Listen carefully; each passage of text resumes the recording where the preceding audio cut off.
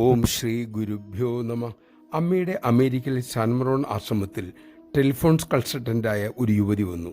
ഭിത്തിയിൽ അമ്മയുടെ വലിയ ചിത്രം കണ്ട് ആരാണ് ഈ സ്ത്രീ എന്നവർ തിരക്കി. ആശ്രമത്തിലുള്ളയാൾ പറഞ്ഞു, ഭാരതത്തിലെ ഒരു പുണ്യവതിയാണ്.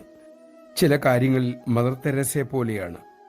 അമ്മയെ അറിയാത്ത, ഭാരതത്തിൻ്റെ ആധ്യാത്മികത അറിയാത്ത ഒരാൾക്ക് പരിചയപ്പെടുത്താനായിട്ടാണ് അദ്ദേഹം മദറിനെ കൂട്ടുപിടിച്ചത്.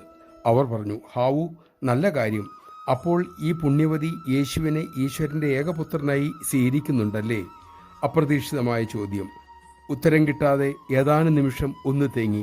അപ്പോൾ തന്നെ അമ്മ ഉള്ളിൽ ഉത്തരം തോന്നിച്ചു. യേശുദേവൻ ഈശ്വരൻ്റെ മക്കളിൽ ഒരാളാണ്, ഒരേയൊരു മക്കളല്ല. അവർക്കത് ദഹിച്ചില്ല. അതെങ്ങനെ ശരിയാകും? അവർ തിരക്കി.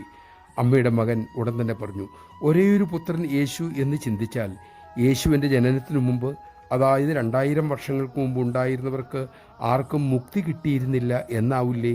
മാത്രമല്ല, ദൈവം അതിനു മുമ്പ് ആരെയും സ്നേഹിച്ചിരുന്നില്ല എന്നും ആവില്ലേ?